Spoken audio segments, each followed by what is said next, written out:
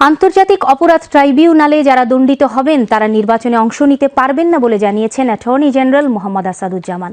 আজ বাংলাদেশ চলচ্চিত্র উন্নয়ন কর্পোরেশনে জুলাই আন্দোলনের চেতনা বাস্তবায়নে করণীয় শীর্ষক এক বিতর্ক অনুষ্ঠানে তিনি কথা বলেন। অ্যাটর্নি জেনারেল বলেন, আওয়ামী লীগের সাথে যারা জড়িত তাদেরও আইনের আওতায় আনার সুযোগ আছে। রাজনৈতিক দ্বন্দ্ব থাকলেও আওয়ামী লীগের বিরুদ্ধে সব দল ঐক্যবদ্ধ।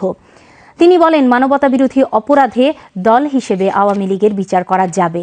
মব ইস্যু নিয়ে অ্যাটর্নি জেনারেল বলেন, এটা বিচার বিভাগের প্রতি অনাস্থা নয়, বরং গত 17 বছরের ক্রোধ। তবে এই ক্রোধ সমীচীন নয় বলেও মন্তব্য করেন তিনি।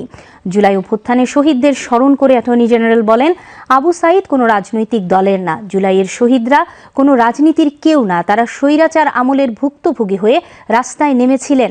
তারা সবাই নাগরিক প্রতিনিধি।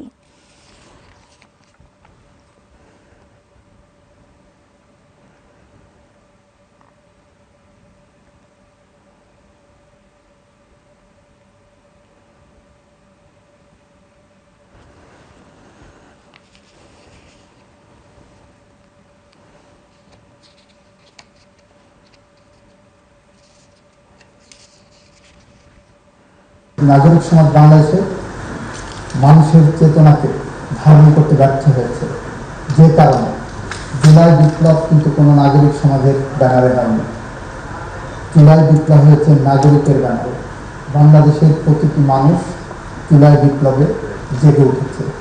আবু সাঈদ, মুগ্ধ, আনাস সহ অগণিত অসংখ্য শহীদ, এই নাগরিকদের পক্ষ থেকে আসাটাই একটা চেতনা, যে চেতনা একদিনে গড়ে ওঠেনি, যে চেতনা গত 17 বছর ধরে এই নাগরিকদের মধ্য থেকে 700 করে মানুষ গুম হয়েছে।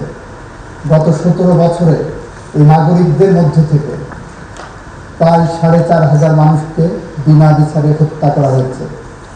গত 17 বছরে এই নাগরিকদের মধ্য থেকে 7 লক্ষের বেশি মানুষের বিরুদ্ধে মিথ্যা গায়েবী মামলা করে এই বাংলাদেশকে গণতন্ত্রহীন করা হয়েছে।